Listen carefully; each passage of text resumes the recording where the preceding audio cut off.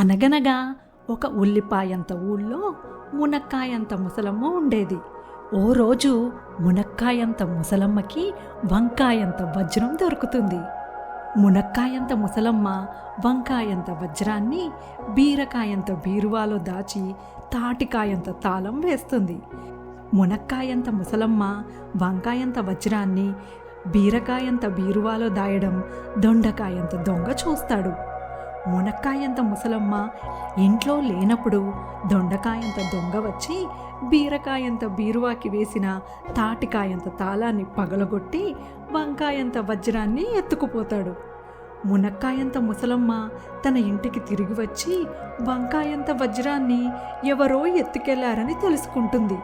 మునక్కాయంత ముసలమ్మ పొట్లకాయంత పోలీసు వద్దకు వెళ్ళి ఎలాగైనా తన వంకాయంత వజ్రాన్ని వెతికి పెట్టమని ఏడుస్తుంది.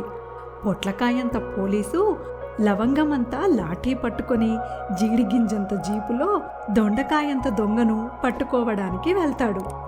దొండకాయంత దొంగోడు వంకాయంత వజ్రాన్ని బత్తాయికాయంత బంగారం దుకాణంలో అమ్మడానికి ప్రయత్నిస్తుండగా పొట్లకాయంత పోలీసు పట్టుకుంటాడు.